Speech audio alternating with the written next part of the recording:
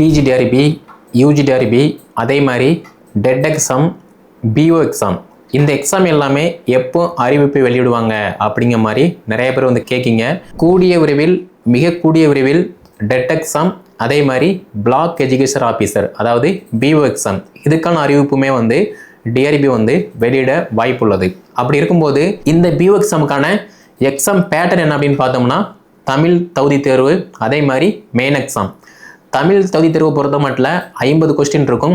அந்த 50க்கு நீங்கள் ஒரு 25+ நீங்கள் ஸ்கோர் பண்ணுறீங்க அப்படின்னா பாஸு, 25க்கு கீழே நீங்கள் மார்க் ஸ்கோர் பண்ணுறீங்க அப்படின்னா நீங்கள் ஃபெயிலு. ஏன்னா ப்ரீவியஸ் எக்ஸாமில் யூஜி ப்ளஸ் பிஎட் உங்கள்கிட்ட இருக்குது அப்படின்னா நீங்கள் இந்த பிஓ எக்ஸாமுக்கு வந்து தகுதியுடையவர்.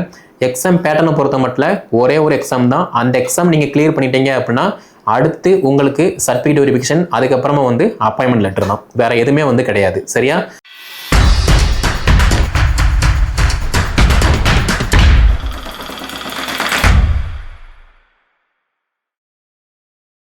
டிஆர்பி நடத்தக்கூடிய பிஜிடிஆர்பி, யூஜிடிஆர்பி, அதே மாதிரி டெட் எக்ஸாம், பிஓ எக்ஸாம், இந்த எக்ஸாம் எல்லாமே எப்போ அறிவிப்பு வெளியிடுவாங்க அப்படிங்கிற மாதிரி நிறைய பேர் வந்து கேட்கிங்க. ஆல்ரெடி ப்ரீவியஸ் வீடியோ தொகுப்பில் பிஜிடிஆர்பிக்கான வேக்கன்சி எவ்வளவு, அதே மாதிரி யூஜிடிஆர்பிக்கான வேக்கன்சி எவ்வளவு, எப்போ கால்பர் பண்ணுவாங்க அப்படிங்கிற மாதிரி டீட்டெயிலாக போட்டிருக்கோம். அதை பார்க்காதவங்க பார்த்துக்கோங்க. அதே மாதிரி கூடிய விரைவில், மிக கூடிய விரைவில் டெட் எக்ஸாம், அதே மாதிரி பிளாக் எஜுகேஷன் ஆஃபீஸர், அதாவது பிஓ எக்ஸாம், இதுக்கான அறிவிப்புமே வந்து டிஆர்பி வந்து வெளியிட வாய்ப்புள்ளது. அப்படி இருக்கும்போது நீங்கள் உங்களை தகுதிப்படுத்திக்கிட்டீங்க அப்படின்னா ஈஸியாக இந்த பிஓ எக்ஸாமை ஈஸியாக பாஸ் பண்ண முடியும். ஓகே. அதே மாதிரி நிறைய பேர் வந்து சார் ப்ரீவியஸ் எக்ஸாமில் எனக்கு 1 மார்க்கில் மிஸ் பண்ணிட்டேன், 5 மார்க்கில் மிஸ் ஆயிடுச்சு, 10 மார்க்கில் மிஸ் ஆயிடுச்சு, ஸோ இந்த வருஷம் வந்து நான் அட்வான்ஸாக படிக்க ஸ்டார்ட் பண்ணுறேன் அப்படிங்கிற மாதிரி வந்து கேட்கிங்க. ஸோ உங்களுக்காக தான் இந்த வீடியோ தொகுப்பு. அதாவது போட்டித் தேர்வை பொறுத்த மட்டும் நமக்கு ஒரு எக்ஸாம் வருது அப்படின்னா அந்த எக்ஸாமுக்கு முன் ஆயத்தமாக வந்து நம்ம ப்ரிப்பரேஷன் பண்ணணும். அதை விட்டுட்டு எனக்கு கன்ஃபார்மாக அறிவு வெளிவந்த பிறகு தான் நான் படிப்பேன் அப்படின்னா பாஸ் பண்ணுறது ரொம்ப கஷ்டம். ஏன்னா நம்ம படிக்கக்கூடியது வந்து பார்த்திங்கன்னா போட்டித் தேர்வு. அதே மாதிரி நல்லாவே வந்து படித்தா மட்டும்தான் பாஸ் பண்ண முடியும். அப்படி இருக்கும்போது நாளைக்கு எக்ஸாமுக்கு இன்றைக்கி நம்ம படித்து ஜஸ்ட்டு பாஸ் வந்து பண்ண முடியாது. அப்படி இருக்கும்போது கவர்மெண்ட் ஸ்கூலில் நம்ம 10th 12th படித்தாலே நல்ல மார்க் வந்து ஸ்கோர் பண்ண முடியாது. இன்றைக்கி படிச்சுட்டு நாளைக்கு போய் எக்ஸாம் எழுதணும் அப்படின்னா. அப்படி இருக்கும்போது போட்டித் தேர்வு பொறுத்த மட்டும் அதுக்கு தகுந்த மாதிரி நம்ம ப்ரிப்பரேஷன் பண்ணினா மட்டும்தான் ஈஸியாக பாஸ் பண்ணதுக்கு பாசிபிள் இருக்கும். அப்படி பார்க்கும்போது பிஓ எக்ஸாமுக்கான தகுதி என்ன, கல்வி தகுதி என்ன அப்படின்னு பார்த்தோம்னா, நீங்கள் பிஏ பிஎட், அதே மாதிரி பிஎஸ்சி பிஎட் படிச்சிருந்தீங்க அப்படின்னா நீங்கள் பிஓ எக்ஸாமுக்கு தகுதியுடையவர். அதே மாதிரி நீங்கள் எலிஜிபிளாக இருக்கீங்க அப்படின்னா ஃபஸ்ட்டு பார்க்க வேண்டியது சிலபஸை பாருங்கள், ரெண்டாவது ப்ரீவியஸ் இயர் கொஸ்டினை பாருங்கள். இந்த ரெண்டையுமே பார்த்துட்டீங்க அப்படின்னா உங்களுக்கு ஒரு நல்ல ஐடியா கிடைக்கும். ஏன்னா சிலபஸை பார்க்கும்போது உங்களுக்கு ரொம்ப ஈஸியாக தான் இருக்கும். அதே மாதிரி ப்ரீவியஸ் இயர் கொஸ்டினை பார்த்தீங்க அப்படின்னா இன்னும் ஈஸியாக இருக்கும். ஓகே. இப்போ நீங்கள் வந்து கேட்கலாம் அது எப்படி ஈஸியாக இருக்கும் அப்படிங்கிற மாதிரி. நீங்கள் ஈஸியாக நினச்சி அதை பார்த்தீங்க அப்படின்னா ஈஸி, நீங்கள் எடுத்த உடனே கஷ்டம் அப்படிங்கிற மாதிரி நினச்சி பார்த்தீங்கன்னா அது வந்து கஷ்டம். அதனால் ஈஸின்னு நினச்சி பாருங்கள், எல்லாமே ஈஸி தான். ஓகேவா? ஸோ என்கிட்ட BA BEd plus BSc BEd இருக்குது அப்படின்னா நீங்கள் பிஓ எக்ஸாமுக்கு தகுதியுடையவர். உங்களை நீங்கள் தகுதிப்படுத்திக்கோங்க. சரியா? அதே மாதிரி இந்த பிஓ எக்ஸாமுக்கான எக்ஸாம் பேட்டர்ன் என்ன அப்படின்னு பார்த்தோம்னா, தமிழ் தகுதி தேர்வு, அதே மாதிரி மெயின் எக்ஸாம். தமிழ் தகுதி தேர்வு பொறுத்த மட்டும் 50 கொஸ்டின் இருக்கும்.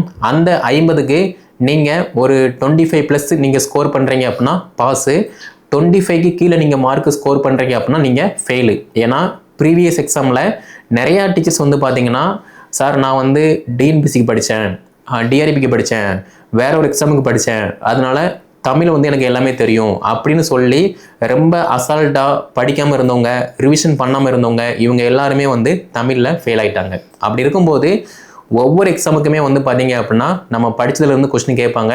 அதே மாதிரி நம்ம ரிவைஸ் பண்ணணும். ரிவைஸ் பண்ணும்போது மட்டும்தான் ஈஸியாக வந்து இது படிச்சிருக்கோம், இது படிக்கலை அப்படிங்கிற மாதிரி வந்து நம்மளால் ப்ரிடிக்ட் பண்ண முடியும். அதனால் அசால்ட்டாக இருக்காமல் படிச்சிங்க அப்படின்னா தமிழ் தகுதி தேர்வு வந்து பாஸ் பண்ணிடலாம். சரியா?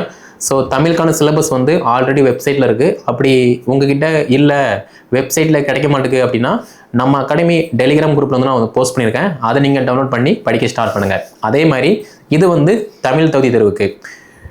மெயின் எக்ஸாமை பொறுத்த மட்டும் உங்களுக்கு 110 கொஸ்டின் வந்து ஜென்ரல் ஸ்டடீஸு, அதாவது Tamil, English, maths, physics, chemistry, botany, zoology, history, geography, polity, economic, இந்த மாதிரி எல்லாத்துலேயுமே இருந்து 110 கொஸ்டின் கேட்பாங்க.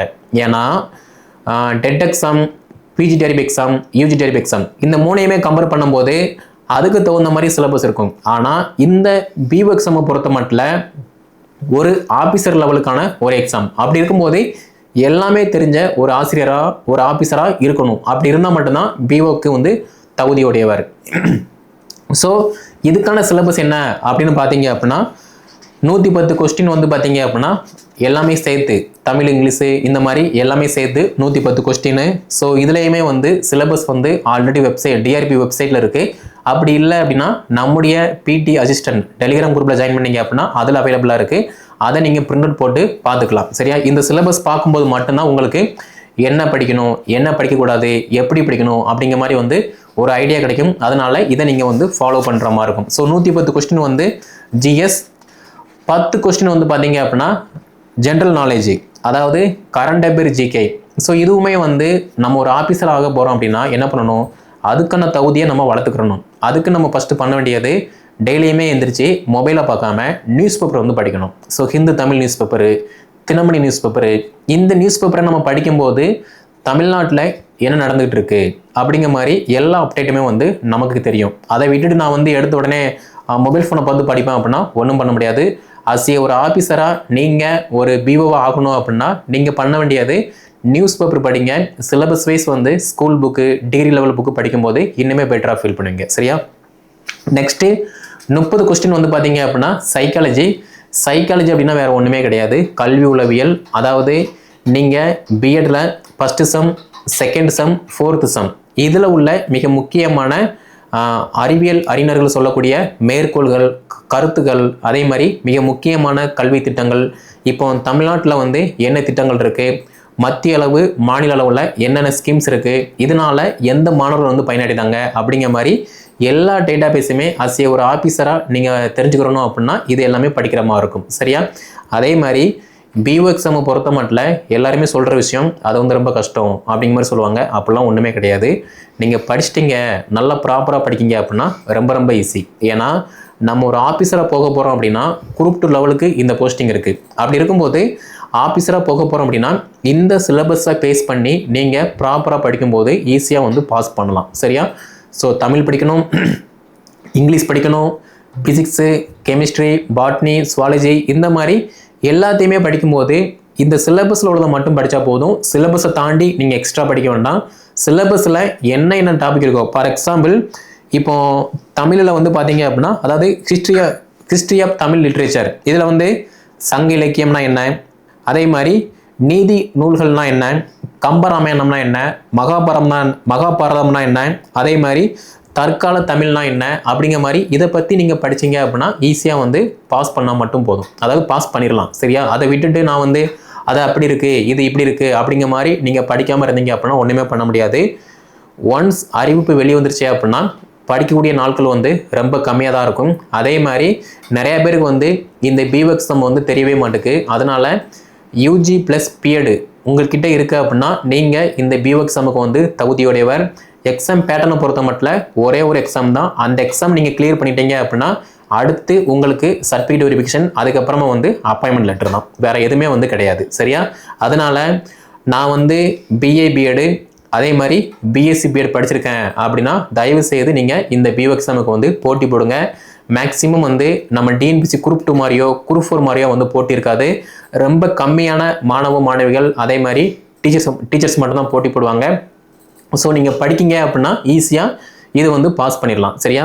ஸோ இதுக்கான டெஸ்ட் பேஜ் ப்ளஸ் மெட்டீரியல் நம்முடைய அகாடமி சார்பாக ஆன்லைன் மூலமாக வந்து ப்ரொவைட் பண்ணுறோம். நீங்கள் படிக்க விருப்பப்படுத்தீங்க அப்படின்னா நம்ம அகாடமியை யூஸ் பண்ணி தாராளமாக படிக்கலாம். இந்த சிலபஸை பேஸ் பண்ணி தான் டெஸ்ட் பேஜ் ப்ளஸ் மெட்டீரியல் எல்லாமே நம்ம ப்ரொவைட் பண்ணுறோம். எல்லாமே வந்து டெலிகிராம் குரூப்பில் வந்து நம்ம கான்டாக்ட் பண்ணுவோம். ஈஸியாக நீங்கள் அசஸ் பண்ணி படிக்கிற மாதிரி இருக்கும். ஸோ இப்போவே நீங்கள் படிக்க ஆரம்பிச்சிங்க அப்படின்னா ஒன்ஸ் அறிவிப்பு வந்ததுக்கப்புறமா எந்த விதமான பயமும் இல்லாமல் ஈஸியாக நல்ல மார்க்கு ஸ்கோர் பண்ணி ஒரு டிஓ ஆஃபீஸில், அதுவும் இல்லாமல் ஒரு பிஓ ஆஃபீஸில் நம்ம பணியில் அமரலாம். சரியா?